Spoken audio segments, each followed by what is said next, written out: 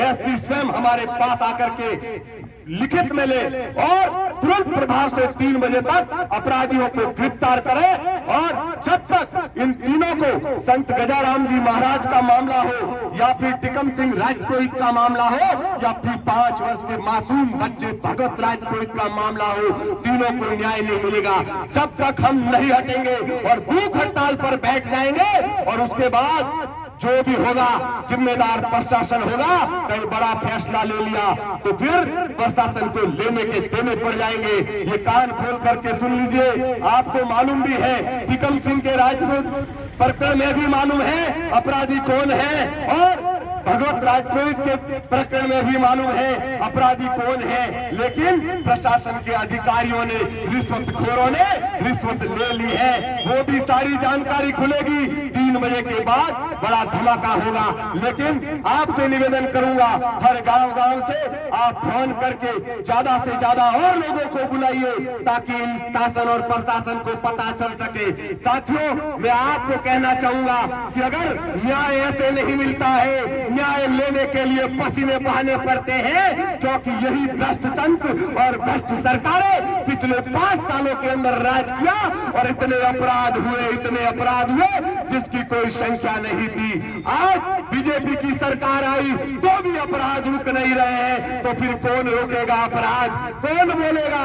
राजनेताओं ने आज तक, मैं आपसे कहना चाहता हूं, किस नेता के सोशल मीडिया अकाउंट में आपने पोस्ट या ट्वीट देखी। ये लोग जब चुनाव आते हैं तो हमारे पास 36 कौम के सामने भीख मांगते हुए चंदा लेने के लिए आते हैं, लेकिन जब 36 कौम के अंदर घटना घटित होती है तो यही हरामजादे नेता एक भी यहाँ पर दिखाई नहीं देता है।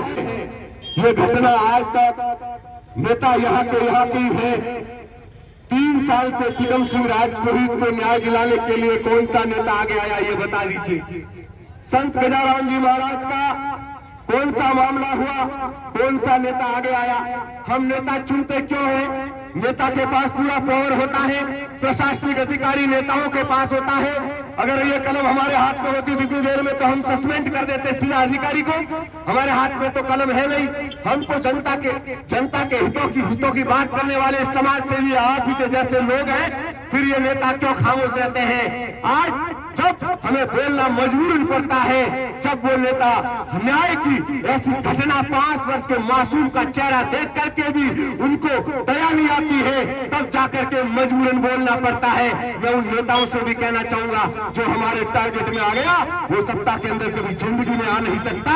उसको सत्ता से उखाड़ फेंकने की ताकत हम रखते हैं, चाहे वो कितना ही शक्तिशाली हो, कितना ही मजबूत हो, कितना ही ताकतवर हो। तुम्हारे पास केवल सत्ता की ताकत हो सकती है और 5 साल तक तुम राज कर सकते हो। हम तो जिंदगी भर तक तुमको आने तक नहीं देंगे किसी भी चौखट पर। आगे जिन लोगों ने राजनीति की उनको मालूम है क्या हुआ। आगे जिन लोगों ने अड़चने पैदा की उनको मालूम है क्या हुआ।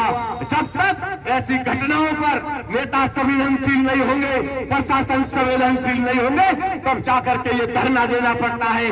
लेकिन इसमें कोई मुआवजे की मांग नहीं है, मात्र अपराधियों की गिरफ्तारी की मांग है। तो फिर क्यों नहीं इस प्रशासन पर दबाव बन रहा है?